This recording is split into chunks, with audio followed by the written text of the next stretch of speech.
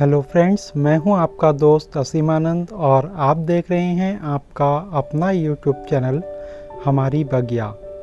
दोस्तों, अगस्त का महीना चल रहा है और इन दिनों जो है कहीं पर बारिश हो रही है तो कहीं पर बादल हो रहे हैं। और ऐसे समय में जो पेड़ पौधे हैं वो काफ़ी मर भी रहे हैं। तो उसमें क्या क्या कारण हैं पेड़ पौधों के मरने के या ख़राब होने के, तो उस पर मैं आज बात करूंगा और किस तरीके से आप अपने पौधों को बचा सकते हैं। तो पूरी जानकारी आज के इस वीडियो में देने वाला हूं। दोस्तों, ये जो पौधा देख रहे हैं पर्सलेन का, या जिसको दोपहरी भी कहते हैं या पोर्चुलिका भी कहा जाता है, तो ये फूल भी इस समय कई सारे जो है सड़न रोग इसमें पैदा हो जाते हैं और पौधे बीच बीच में सड़ने लगते हैं, जिसका मुख्य कारण है फंगस। दोस्तों, इस समय अपने पौधों को फंगस से बचाने की बहुत ज़्यादा ज़रूरत है और इसके लिए जो फंगिसाइड पाउडर है वो आपको अपने पौधों में तो डालना ही है, साथ ही साथ इसका स्प्रे भी पौधों में करना होता है। दोस्तों, ऐसे तो मार्केट में बहुत तरह के फंगिसाइड मिलते हैं, लेकिन अगर आपको साफ या बेविस्टिन फंगिसाइड मिले तो वो ले लीजिएगा। और बेविस्टिन फंगिसाइड का रिज़ल्ट तो काफ़ी अच्छा है। बेविस्टिन को 1 चम्मच लेकर के 1 लीटर पानी में घोलने के बाद उसका स्प्रे आप अपने सभी पौधों पर कर सकते हैं। और उसी पानी को जो है आप थोड़ा सा पानी और मिला करके पौधों की थोड़ी सी निराई गुड़ाई करके और उस पानी को अपने पौधों में डाल सकते हैं। इससे फंगस रोग काफ़ी हद तक दूर हो जाता है। दोस्तों, अगर किसी पौधे में कहीं किसी ब्रांच में सड़न पैदा हो रही है तो उसके उस हिस्से को काट दें, क्योंकि वहाँ से वो रोग जो है दूसरे ब्रांचेस में भी जा सकता है। और वहाँ से ब्रांच को काटने के बाद हो सके तो उस जगह पर थोड़ी हल्दी या जो भी फंगिसाइड पाउडर है वो लगा दें। इस मौसम में पॉट के ड्रेनेज होल का खास तरह से ध्यान रखें। पानी अगर आपके पॉट में जमता हो तो ऐसे में जो है बहुत जल्दी फंगस प्रॉब्लम हो जाती है।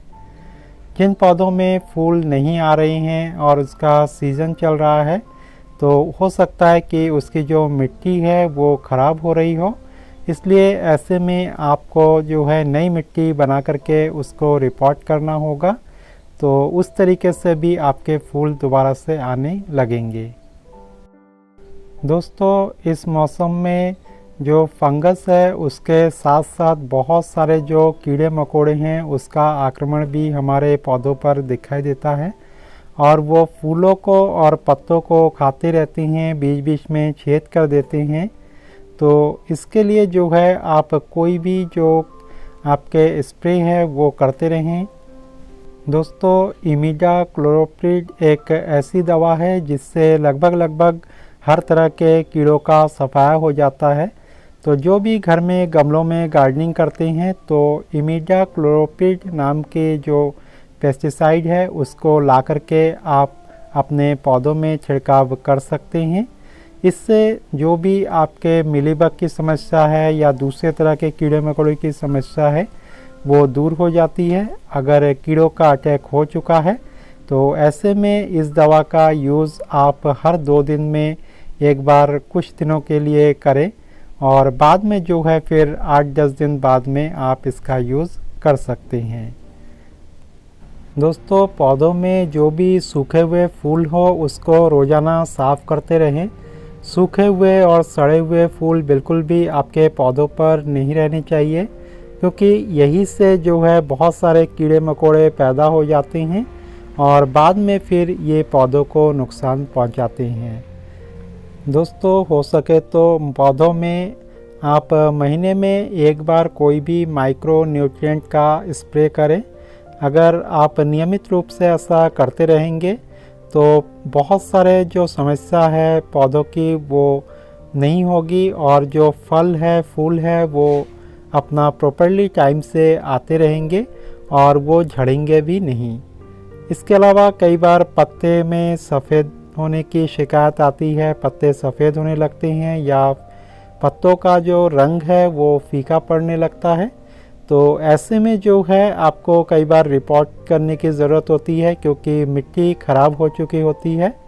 तो ऐसे में आप पौधों को रिपोर्ट करें और नई सॉइल मिक्स जो है जिसमें गोबर की खाद या जो वर्मी कंपोस्ट है उसको डाल करके तैयार करें। अपने इस तरह के पौधों को ठीक करने के लिए अनावश्यक फर्टिलाइज़र या बहुत तरह तरह के दवाइयों का यूज़ ना करें। वो आपके पौधों को ठीक करने के बजाय और जल्दी ख़राब कर देगी। इसलिए जैसा है या तो वैसा ही रहने दें या तो उसकी मिट्टी को चेंज करने की कोशिश करें। कोशिश करें कि पौधों की जो निराई गुड़ाई है वो 15 दिन में एक बार अवश्य से करें और घास फूस आप बिल्कुल ही उगने ना दें। जितने ज़्यादा घास फूस और जंगल नुमा आपका पौधा होगा तो ऐसे में जो रोग है वो भी ज़्यादा होंगे।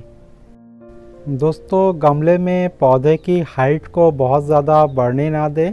जितनी ऊंचाई तक आपका हाथ पहुंच पाता है उससे ज़्यादा तो बिल्कुल भी नहीं, क्योंकि फिर जो है पौधे को साफ़ सफाई रखना, पीले पत्तों को तोड़ना या पौधों में जो स्प्रे है उसको करना ठीक तरीके से हम नहीं कर पाते हैं और ऐसे में ही जो है कीड़ों मकोड़ों का आक्रमण वहीं से शुरू होता है जहाँ पर स्प्रे वगैरह नहीं हो पाता। सरसों की खली का जो लिक्विड फर्टिलाइज़र है वो इस समय कुछ दिनों के लिए बंद कर दें और इसके जगह पर जो केले के छिलकों का लिक्विड फर्टिलाइज़र है उसका ज़्यादा यूज़ करें। लेकिन गीली मिट्टी में किसी भी तरह का फर्टिलाइज़र आप यूज़ ना करें। मिट्टी सूखने पर जब उसको पानी देने की ज़रूरत हो तो ऐसे में आप जो लिक्विड फर्टिलाइज़र है, चाहे वो केले के छिलके का हो या जो सब्जियों के छिलकों का लिक्विड फर्टिलाइज़र है, उसमें पानी मिला करके तब आप उसको अपने पौधों में दें।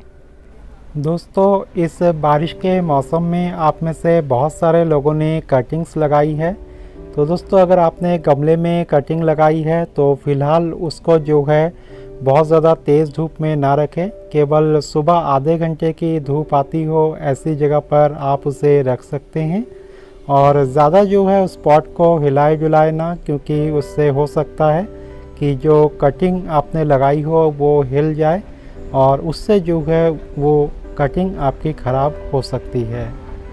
गुलाब में कई जगह फूल इस समय सूख रहे होंगे तो बिल्कुल सूखे हुए फूलों को रहने ना दें और अगर कहीं पर सड़न पैदा हो रही है किसी ब्रांच में तो उस ब्रांच को आप कट कर दें जहां सड़न पैदा हो रही है उसके नीचे से।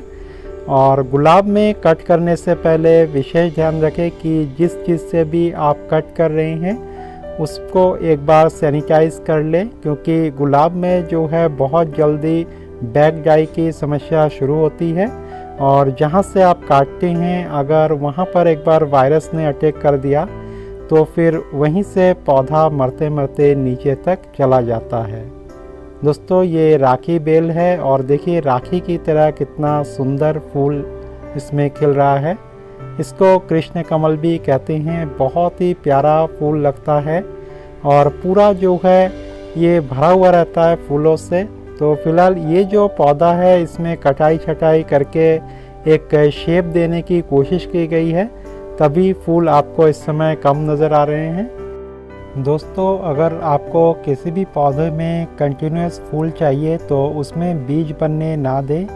जैसे कि अगर आपने सदाबहार के पौधे लगा रखे हैं तो उसमें कई सारे बीज बन जाते हैं, तो उन बीजों को आप तोड़ते रहें। जिस समय पौधों में लगातार फ्लावरिंग हो रही हो तो ऐसे में पौधों को ज़्यादा एनर्जी की ज़रूरत होती है।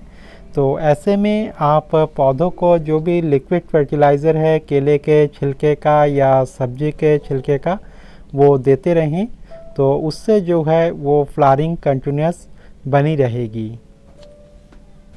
दोस्तों जो प्याज और लहसुन के छिलके होते हैं, ऊपर की जो पतली परत होती है, तो उन छिलकों को आप पानी में भिगो करके रख सकते हैं और 1-2 दिन बाद वो पानी जो है अपने पौधों में डाल सकते हैं। इसमें बहुत सारे माइक्रो न्यूट्रिएंट होते हैं जो पौधों के लिए काफ़ी आवश्यक है तो इस तरह से आप अपने किचन वेस्ट का भी इस्तेमाल अपने पौधों में बखूबी कर सकते हैं।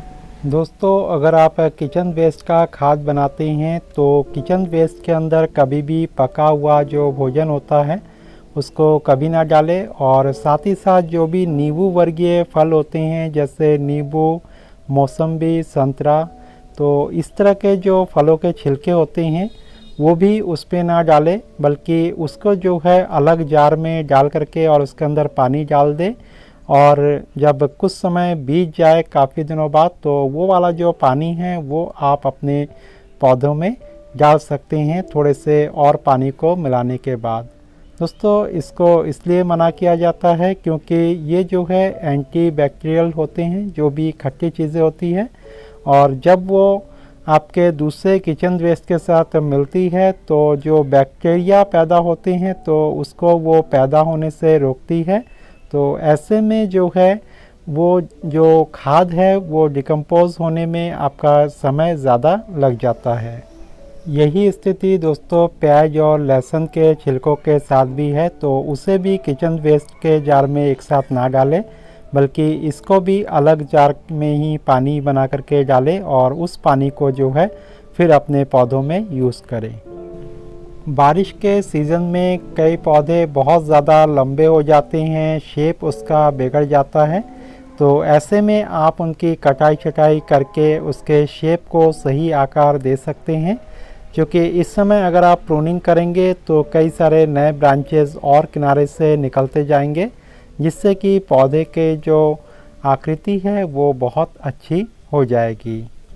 तो उम्मीद है दोस्तों आज के वीडियो में जो जानकारी मैंने आपको दी आपको अच्छी लगी होगी और इस जानकारी का यूज़ अपने गार्डनिंग में करेंगे।